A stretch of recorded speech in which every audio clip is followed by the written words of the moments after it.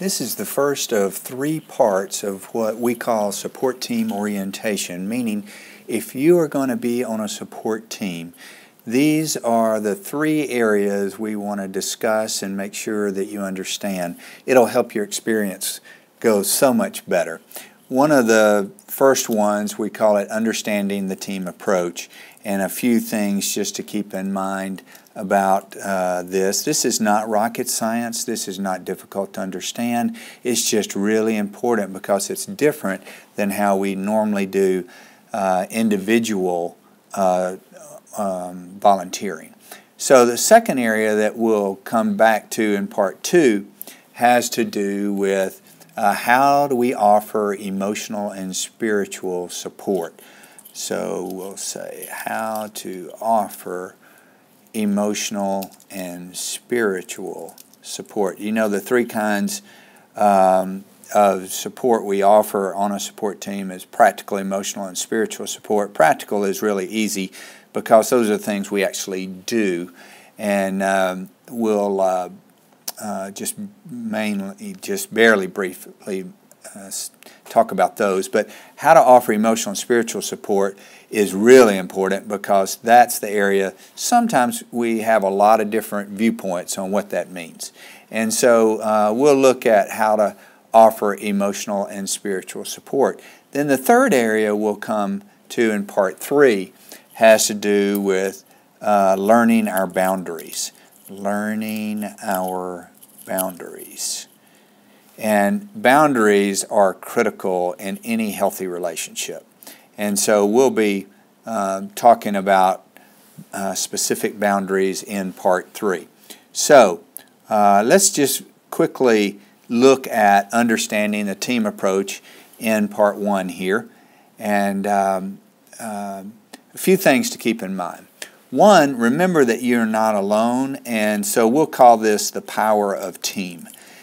So often when we volunteer and try to do something in a community or for someone, we feel the burden of the responsibility ourselves. And so what I want you to think about is the power of team. This doesn't depend only on me.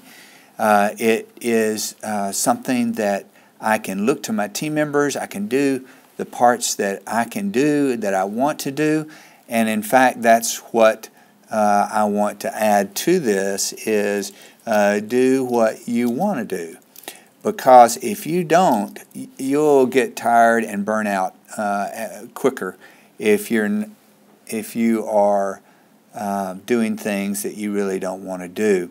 The other thing that I would talk about or mention to you in terms of understanding the team approach, there are other videos that help you get this picture as well, but not only doing what you want to do, what you enjoy offering, what you have time to do, I want you to think about also what, as a starting point, what are the needs of your support team friend? That's the person we're caring for, and we will that's the best place to start to get a few ideas. We don't have to know all of the needs of our support team friend, of what they'll be from the whole time we'll be relating to them. We just need to know a few starting places. So really thinking about what are the, let's get that one out of the way here. What are the needs of your support team friend?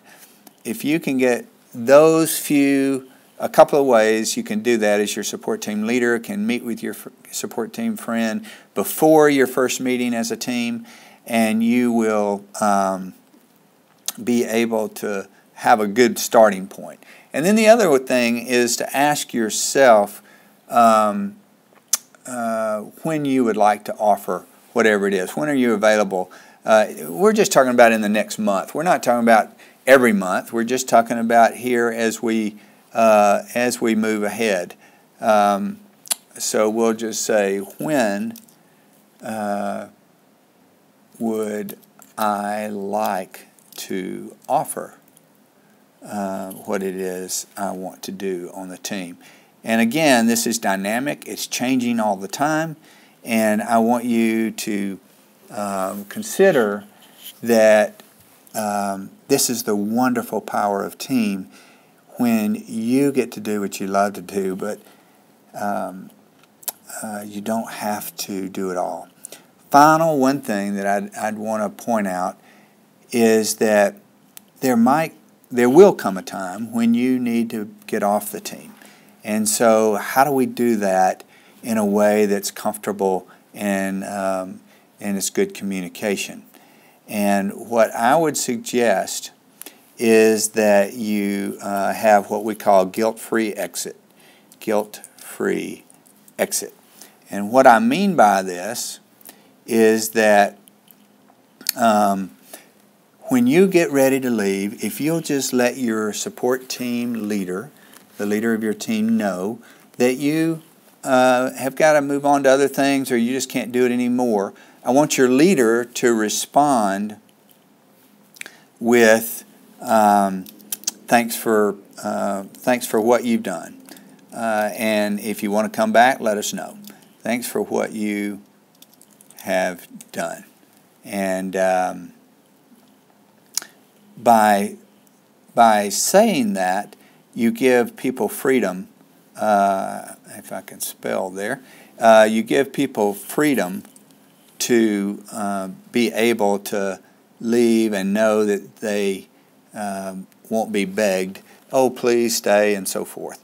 So guilt-free exit is really important, excuse me, to help free people up to know that when I feel like I need to get off the team or leave the team because I've got other things going on in my life, all I have to do is say, I'm going to need to leave. And the leader and the team are going to respond with, hey, thanks for what you've done. If you want to come back, let us know.